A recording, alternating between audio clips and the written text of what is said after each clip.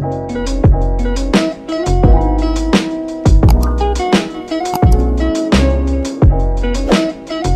di sini bakal ceritain intinya doang. Jadi teman gue zaman kuliah, namanya Randi. Randi ini anak rantau, jadi dia ngekos selama kuliah. Awal-awal masuk kuliah kan kita nggak tahu ya, mana kosan yang enak, mana yang enggak. Pokoknya dia pilih yang affordable dan lumayan deket lah sama kampus. Gue gambarin sedikit di sini kosan Randi. Kosan Randi itu bentuknya kota gitu. Kalau kita masuk ada parkiran motor, masuk lagi ada taman. Nah taman itu sekelilingnya ada kamar-kamar para mahasiswa. Taman itu biasa dipakai buat anak-anak jemur baju. Kalau nggak nongkrong di situ juga enak, adem tempatnya. Nah selesai ospek atau mos, malam-malam Randi ini dengar ada suara orang nyuci baju dari luar kamarnya. Jadi posisi kamar Randi itu pas banget di depan tempat jemuran ini. Dia intip, ada hem putih di situ. Wah, ada anak nyuci malam-malam nih. Rajin banget pikir Randi. Ospek udah beres, kok hem putihnya masih mau dipakai gitu. Besokan paginya hemnya udah nggak ada. Malamnya kedengeran lagi nih dari luar kamarnya. Orang nyuci lagi, diintip lagi sama Randi. Dih,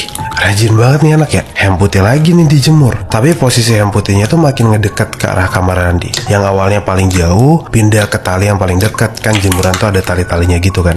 Dia sempat cerita ke salah satu seniornya yang juga ngekos di situ. Seniornya cuma bilang, udah gak usah dipeduliin. Tapi Randi males nih, keganggu ngedenger suara nih bocah nyuci baju jemur malam-malam. Malamnya ada lagi nih suara. Randi udah gak ngintip lagi, udah kesel perasaannya, pengen ditegur nih bocah nih. Dia langsung buka pintu kosannya. Ternyata yang selama ini dia pikir adalah hem putih itu cuma kain warna putih, bentuknya dress panjang, dan itu melayang sekitar beberapa meter di depan pintu kamar Randi. Jadi bukan di tali-tali jemurannya lagi. Dan kepala dari gaun ini itu muterin kepalanya 180 derajat ke arah Randi. Randi di situ cuma bisa kaku, diem, nggak bisa gerak, nafasnya udah nggak karu-karuan. Randi di situ coba baca-baca surat-surat pendek. Allahu Akbar, Allah. Dan kalian tahu apa yang dilakukan makhluk ini? Dia senyum, senyumnya lebarnya sekuping. Dia ngomong, Qul Allahu Ahad, Allahu Samad. Hihihi. Sosok anak kecil di salah satu mall di Surabaya. Ceritanya gue dapetin dari cewek gue sendiri. Suatu ketika handphone cewek gue itu rusak dan dia putusin buat servisin di salah satu mall yang ada di Surabaya. Berangkatlah dia bareng sama abangnya. Sampai sana dia cari-cari tuh tempat servis buat servisin handphonenya. Setelah ketemu dia taruh handphonenya, dia nunggu dong. Ternyata waktu servisnya ini lumayan lama. Di tengah-tengah nunggu servis, dia kebelet buang air kecil. Jalanlah dia ke kamar mandi. Kita tahu lah ya, kamar mandi di mall kan biasanya letaknya di pojokan gitu kan. Apalagi ini lumayan jauh dari tempat servisnya ini. Setelah dia beres dari kamar mandi, dia balik ke tempat servisnya. Nunggu lagi kira-kira 15 menitan lah. Akhirnya HP-nya beres, dia ambil handphonenya, dia bayar, dan dia mau pulang dong. Nah waktu mau jalan balik, tiba-tiba si abang-abang yang punya servis ini manggil, mbak. Otomatis cewek gue noleh dong. Dia kira ada yang ketinggalan atau apa kan. Pas dia noleh, si abang toko servis ini ngomong, loh, tadi adiknya nggak dicari dulu mbak? Tadi dia lari ke arah sana tuh. Cewek gue bingung dong. Orang dia berangkat cuma sama abangnya doang dan dia nggak bawa adik atau nggak bawa anak kecil. Cewek gue jawab di situ, maaf pak, saya nggak bawa anak kecil, saya nggak bawa adik. Loh, orang dari tadi mbaknya datang bawa adik kok. Mbaknya datang tadi bawa adik kecil. Pas mbaknya ke kamar mandi, adiknya ikut. Pas balik adik kecilnya juga ikut. Terus tadi pas mau beres, adiknya tuh lari ke sana. Apa nggak dicari dulu mbak? Cewek gue cuma bisa bengong di situ. Padahal dia nggak bawa anak kecil sama sekali. Jadi berarti selama dia ke kamar mandi, dia balik dari kamar mandi, ada anak kecil yang ngikutin dia. Hati-hati. Waktu Indonesia bagian horor, gagal uji nyali.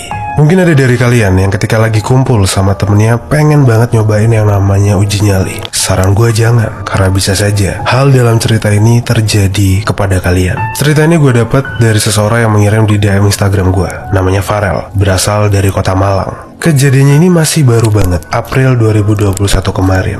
Malam minggu, Farel sama teman-temannya udah kumpul dari siang. Mereka udah siapin kalau malam nanti mereka bakal ngadain yang namanya uji nyali kecil-kecilan ke daerah semacam perbukitan di sekitaran kampung mereka. Setelah sholat maghrib mereka udah kumpul, nyalain obor dan siap-siap berangkat ke arah semacam kebun kosong di daerah perbukitannya. Jadi emang mereka sengaja nggak pakai yang namanya senter. Mereka pakainya obor supaya makin kerasa vibes horornya. Rencananya nih satu-satu bakal diem di kebun kosong itu bermodalkan obor, yang lainnya bakal nungguin di luar. Ya tipikal-tipikal acara uji nyali yang biasa kita lihat di TV. Udah siap mau berangkat, ternyata ada beberapa dari teman Farel yang gak mau ikut, takut, feeling mereka gak enak. Tapi karena udah kepalang tanggung, kalau gak dilakuin gak enak, akhirnya beberapa orang yang maksa tetap berangkat, termasuk si Farel. Di pertengahan jalan, Farel sama teman-temannya ini udah dapat semacam peringatan sebenarnya. Jadi mereka tuh lihat ada sekelebat yang nyebrang jalan. Bentuknya tuh kayak hewan, merangka. Tapi merangka itu kaki yang dipakai tuh lututnya. Jadi kayak manusia, tapi bukan manusia. Dan sekilas mereka itu sama-sama lihat kalau makhluk yang nyebrangin perempatan itu mukanya rata, alias nggak punya muka. Farel sama teman-temannya tetap nggak gentar di situ. Mereka tetap lanjutin jalan ke area kebun kosongnya itu. Sampai di semacam pintu masuk ke kebun kosongnya ini, ada salah satu teman Farel yang tadinya nggak ikut, yang nungguin di masjid, tiba-tiba muncul di rombongan paling belakang. Dan ketika ditanya, loh, bukannya tadi nggak ikut? Dia cuma ngangguk-ngangguk doang. Akhirnya mereka bodo amat di situ. Mungkin anak ini nyusulin gitu kan. Akhirnya mau dimulai uji nyalinya. Baru mau masuk peserta pertama,